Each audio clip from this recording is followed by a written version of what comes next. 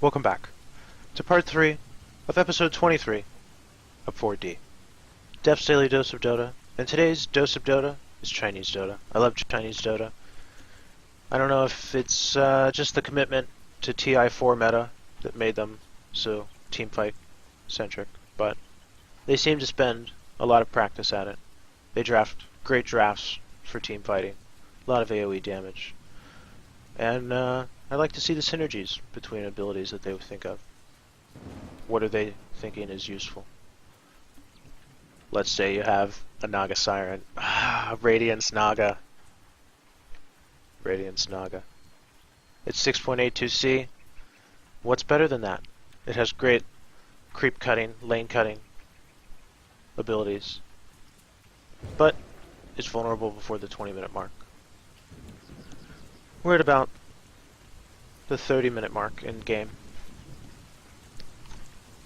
and all the tier 1 towers are down. Pugna has killed them all.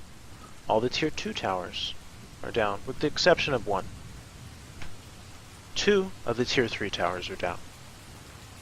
Shadow Shaman using his wards to great effect, and they put a significant dent in the game.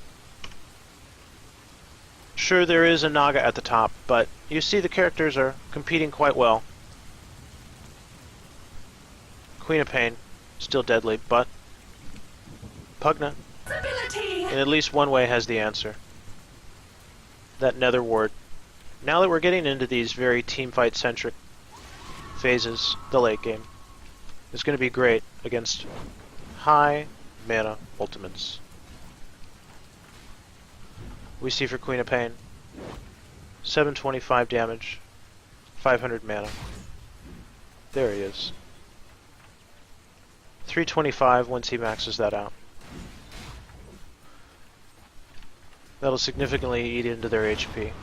And we see the illusions instantly destroyed by Life Drain, the ultimate of Pugna. I love that range. Look at that Life Drain range. And it might even tick for a second after they run away out of it. So if you're able to get your full combo of spells off, and they're still within, oh, you know, that distance would be wonderful. If they came that close, they'd have to have a stun, or you'll start doing 240 damage per second, and healing you at the same time. And then you use your fast speed to chase, maybe, and get one last Nether Blast in, 300 damage. Crystal Maiden, 800 HP, would be the end of her story. That's what Rabbit is here for. To generate 250, 400, about 600 damage on your own. And if you commit Stampede, that is starting to get up there. Strength multiplier is damage. But yeah, there's a Tidehunter. Was he early? I think so. You see the BKB's committed. They want this to be the fight. Naga Siren ult. Who cares?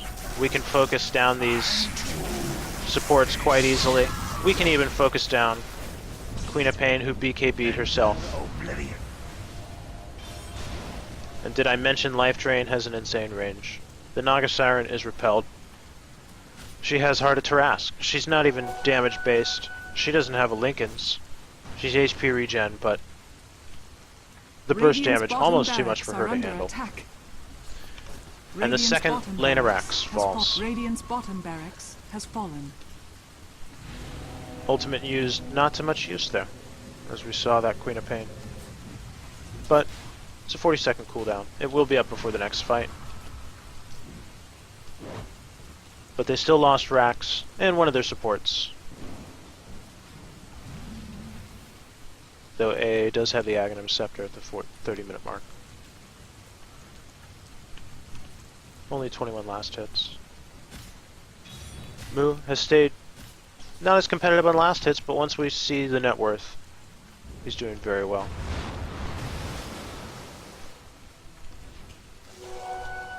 And he does get the illusion.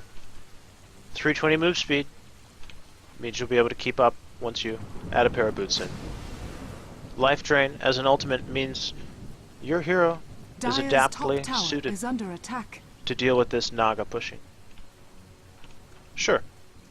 In this particular game, they've gotten a lot of towers significantly with the help of Shadow Shaman. But this naga is something you can deal with. You can't deal with running into two heroes. Oh wait. Your heroes are nearby. You have the initiation. What were you thinking? Nether Blast claims the kill. Enchantress says, come here. She wants to go further. Tidehunter is being forced back though. So Enchantress resumes reign of her jungle. Top tower is under attack. Her enemy's jungle. I saw a rabbit blink away here. Yep. Okay. The Song of the Siren ultimate. But that is a Song of the Siren that's still 120 seconds. Not bad.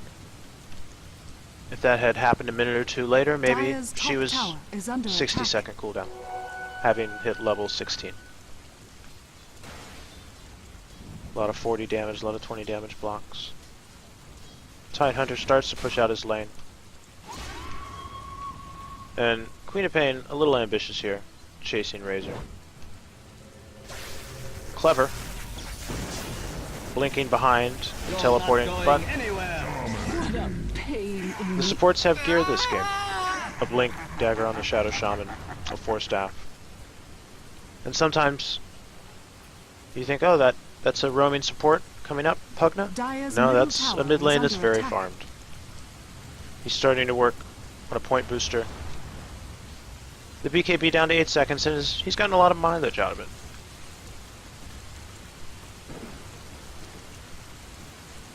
Able to push out the lane.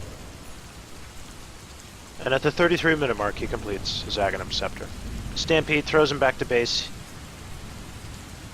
We see, what is he doing? And this time,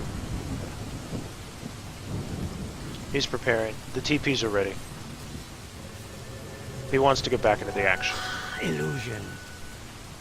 And he will. His ally Sansheng scouting out Roshan. This is the third one of the game at the 34-minute mark. He says, guys, I got that Mass Serpent ward off of cooldown, but if you all come here, we could just kill him easily. We have tons of map vision. The lanes are pushed out 2 racks up. They've taken out 2 racks' 2 lanes.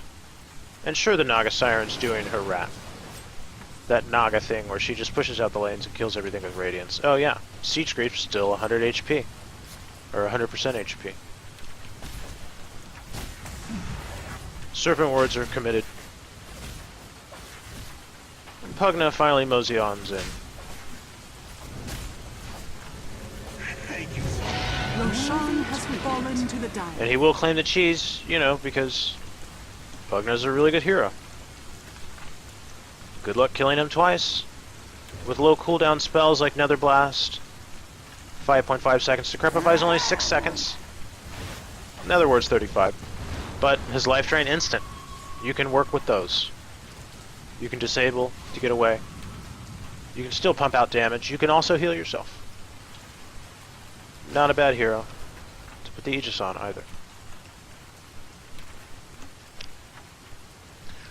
But the Naga Siren rat continues. You see, the only thing coming off of cooldown is Mirror Image. And they'll come out again instantly. The Pugna's ready for that. Instantly killing one of the illusions. The other 2 were sent the other way. But he grabs a double damager this time. Fantastic rune control all game. Queen of Pain, like a bad story, continuously killing Enchantress. But it was just a kill. And a reset that allowed you to get a kill on the Ancient Apparition. And what's this?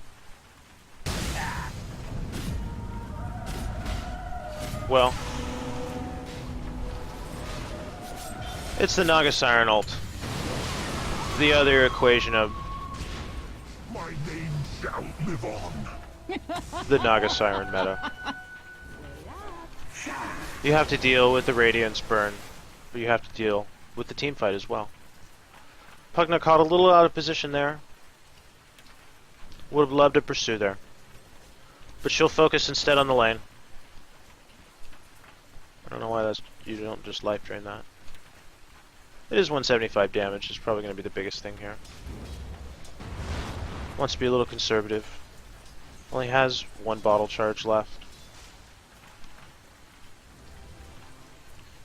And you know a big fight's coming soon. It's 21-19 now. Come back for DK? Doesn't feel like it.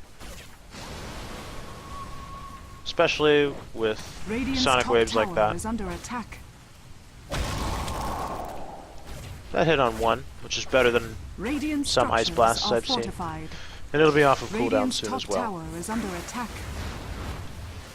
But this tier 2 has just been peppered away. You've seen no real activity below this. They have to give it up. Radiant's top tower has fallen. Pugna getting the kill on that as well. And the defense continues.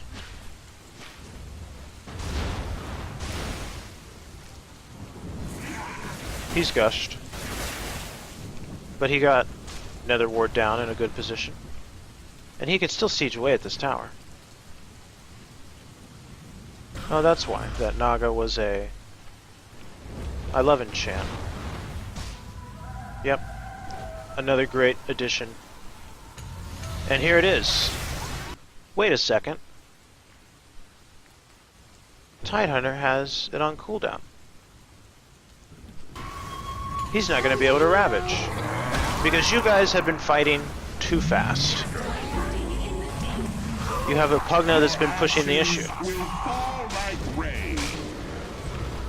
Radiant's top tower has fallen. And this were a Pug game, I think a lot of Crystal Maidens would instantly be yelling, complaining at the Tidehunter there, "What were you doing there? Your Ravages were terrible." They weren't. We saw some great Ravages. There might be some complaints at the Naga Siren. Your farm, it was terrible. Where was your Naga illusions? Well, 20-minute Radiance, still pretty good. It was just the incessant pushing by Pugna and the Shadow Shaman combined. Razor loved to be there as well for the late game, as we saw. Even for the mid game, his ultimate being utilized quite well to help push down towers. And we saw a combination of magic damage come out that, in this game, really wreaked havoc on the low HP supports that came out for DK. We saw a Crystal Maiden, 450 HP, same amount as Pugna at the beginning. We saw Ancient Apparition, very low HP as well.